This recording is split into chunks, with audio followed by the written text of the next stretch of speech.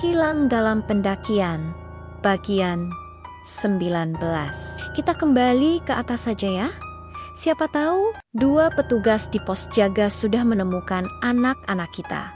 Putuskan ya. Kemudian bersiap kembali melakukan pendakian ke perkemahan. Tidak lupa ia mengucapkan bismillah, memohon diberikan kemudahan. Kania tahu mendaki dalam kondisi gelap pasti jauh lebih sulit, ditambah kondisi dirinya yang sedang panik membuatnya mudah hilang konsentrasi. Memutuskan untuk kembali melakukan pendakian, Kania memilih berjalan di depan sambil sesekali menengok ke arah belakang.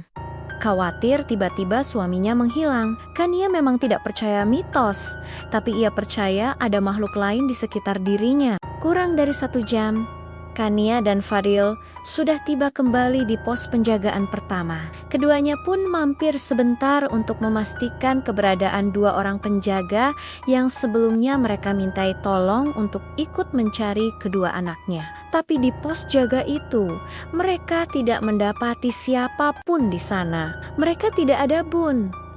"Apa mungkin masih mencari anak kita?" tanya Fadil, menoleh pada Kania yang berdiri di belakangnya. "Ya sudah, kita kembali ke tenda saja dulu ya.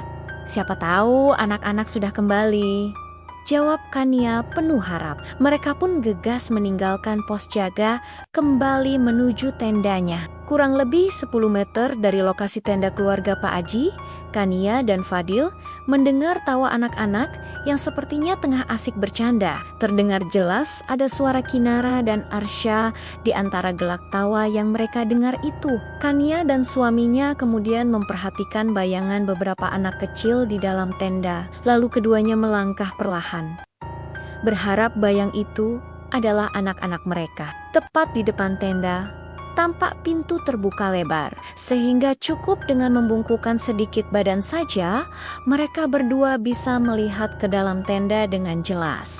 Kania dan Fadil masih berdiri tegak di jarak kurang lebih 5 meter, tepat di depan tenda. Lalu Kania berjalan mendahului suaminya, memberanikan diri melongok dengan membungkukkan sedikit badannya, melihat ke dalam tenda kosong.